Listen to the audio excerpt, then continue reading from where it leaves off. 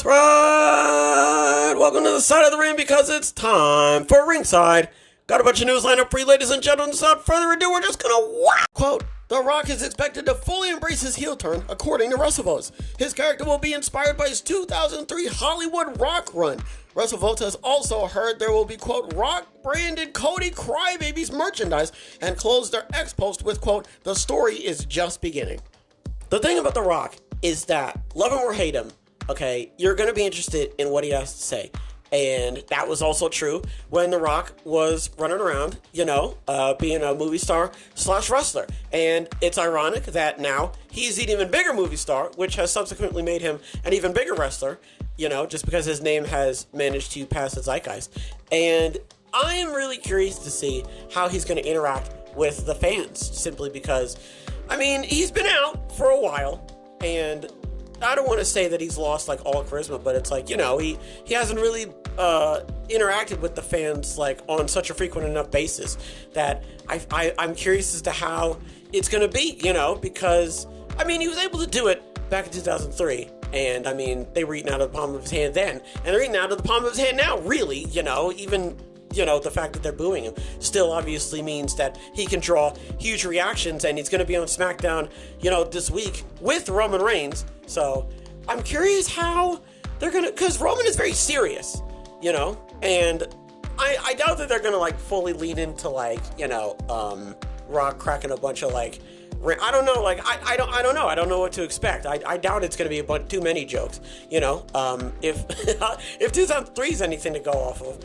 I'm curious as to how, it's just, it's a very dynamic character just based off of how he interacts with the crowd and different wrestlers and stuff like that. And the fact that he was able to, I think the fact that he was able to play off of the Hurricane of all people so well, definitely is an insight into just how he could potentially play off of different characters going into WrestleMania. So Cody and Seth are gonna make this very interesting for him, and the crowd as well. So I'm interested to see how this whole storyline plays out. Next, another Twitter / X account, Vital Vegas, says WWE will soon announce that Las Vegas will host its first WrestleMania since 1993's 9. Now, there's simply not much to say, only because it's a rumor. And, we haven't even gotten into the month of WrestleMania 40, and we're already talking about WrestleMania 41. I'm not saying that Las Vegas wouldn't be a fantastic location. I'm just saying, it's a bit early to be sitting here and speculating. We're going to have to wait until WrestleMania, because, that's when they do it, when they announce, Backlash and all that sort of stuff. So, I assume when we get the actual confirmation of where it's going to be, it's going to be when we're watching WrestleMania, so keep your eyes peeled for that. I'm not going to 100% rule out Las Vegas, but, again, it's just a rumor, so take it with a grain of salt.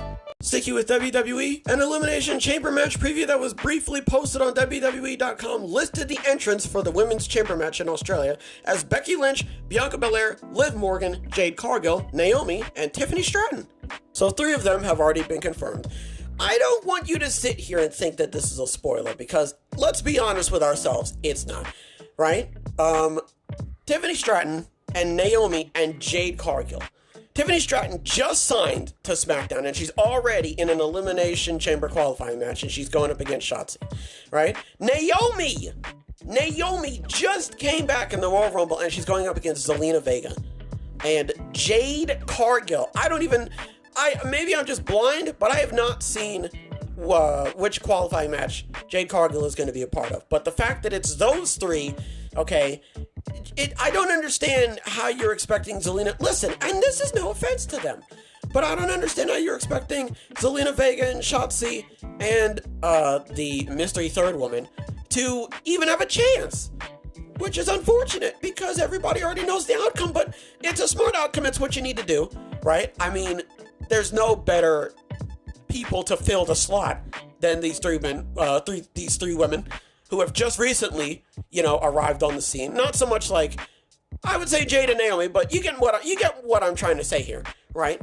So, and I say all of this, and we know that Becky is winning. You know what I mean? But they still gotta I know what's inside of the present, but that doesn't mean I don't want you to wrap it up and make it look nice for me, right? So, not much else to say. Again, I don't want to take away the talent from Shotzi or Zelina Vega. I don't know if they even announced Jade Cargill even being in the qualifying match. Maybe I'm just blind. I don't know. But I don't know who Jade is fighting. But either way, it doesn't really matter because Jade is going to win. So, at the end of the day, not taking anything away from them. It's just unfortunate who they're going up against. Moving over to AEW, in F4W Online's daily update, Dave Meltzer reported that, quote, Rocky Romero is now part of the AEW front office. Fightful's Sean Ross Sapp confirmed the report. So Rocky was a liaison, and he helped relationships between AEW and NJPW and CMLL, right? And, this is good because he's moving up. He's going to be able to do a lot more things. Hopefully this means he's going to be in more important, significant, dynamic positions in AEW going forward. There's not really much else to say, just congratulations on Rocky's promotion, and here's to hopefully many more promotions like this in the near future. Finally, after PW Insider mentioned how Axis plans to use TNA talent on their programs moving forward, the site now says Eric Young will be hosting the second season of Axis TV's Vinyl Obsession. So I think what's happening here is Anthem, because Axis TV is a parent. The point is, Anthem and Axis work together, right?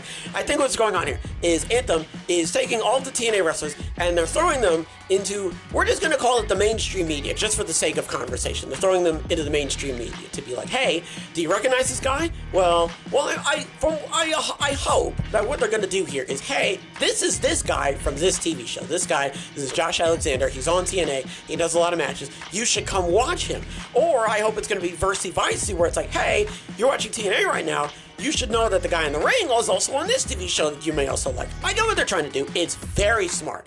It is. It's the same exact thing the WWE does, where they give all of the, they just gave Patrick Mahomes a WWE championship. And if you've been noticing on Raw and SmackDown, a lot of the wrestlers are walking around with like football themed championships. So it's just a way for the wrestling landscape to push into the mainstream media, and they're doing it, I would say, subtly, right? Because it wouldn't make a whole lot of sense that you've got, randos just showing up on TV shows that just don't really, I'm hoping that they're like picking and choosing properly instead of just, closing their eyes and shuffling through the bag, you know what I mean? So again, incredibly smart strategy. I'm assuming this is something that is going to be the norm going forward, and like I said, hopefully it's a back and forth scenario where it's like, hey, this guy's on this show, and then if he's on the other show, it's like, hey, this guy's on TNA. I hope they specifically, because AEW does that, and WWE's doing it too with the Montez Ford and the the reality shows and stuff like that. So I wouldn't expect anything different from Anthem. Listen, going back to the Scott D'Amore thing,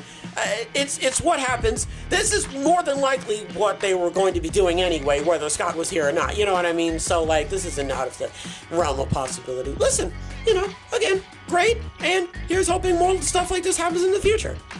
What do we talk about? So The Rock's leaning into his heel persona. It's not going to be Hollywood Rock. It's going to be Hollywood Rock adjacent. And my point was just that Hollywood Rock, had a lot of very interesting beats, and I feel like the storyline is just, I don't know how to explain this. It's going to be all I'm going to say is it's going to be very interesting to see how he, goes off of the crowd and Roman and Cody. I feel like there's a lot of, different personalities here, and it'll be very interesting to see how The Rock's heel persona plays off of that. So I want to see how that works out. So again, it's a rumor that next WrestleMania 41 could potentially be in Las Vegas. Again, I'm not ruling it out, but we won't know until the next WrestleMania 40, actually rolls around. Several outlets pointed out that Brock Lesnar has been removed from the video open that plays before WWE shows with LA Knight in Lesnar's place. This is part of the company's efforts to scrub Lesnar from their properties due to his ties to the Vince McMahon sexual abuse scandal. It's crazy because from 2013 to 2018 was his peak, and now we cannot talk about him at all. I just think it's very interesting, and I don't think he's going to be back. I know that I talked about it previously where I was like, maybe he could potentially show back up for another storyline. I don't think it's going to happen now. I don't think it's going to happen now, and I don't think it's going to happen anytime soon. All right, so Lynch, Belair, Liv Morgan, Jade Cargill, Naomi, and Tiffany Stratton. That is the Women's Chamber lineup. I don't understand how you could sit here and be like, oh, you're spoiling it. Listen, again, no offense to them, okay? No offense. The fact that Jade's opponent hasn't even been announced, just tells you everything that you need to know, really, right? NXT will tape 2 episodes tonight, which the Wrestling Observer Newsletter says is because there will be tryouts in parts, so, quote, key NXT people will be leaving before next Tuesday. So there you go. Double taping, just like how it's going to be a double taping on SmackDown, and now it's a double taping on NXT. I don't know who they're bringing back, if they're even going to be bringing back anybody when they go up to Australia, so I have to see how that works out. Rocky Romero is now part of the AEW front office. Again, he was a liaison, right? He's got, the point I'm trying to make is that he's got the prior experience, so it's not just like an out-of-the-blue type of promotion, right? Shout out to Rocky Romero. And PW Insider mentioned Access plans to use TNA talent on their other programs moving forward.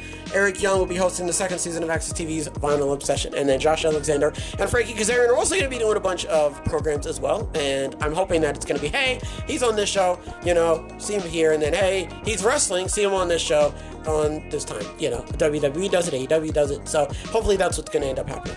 Folks, that's going to do it for this episode. Hopefully everybody has a wonderful tonight and a wonderful tomorrow. And as always, big hugs. Big hugs all around.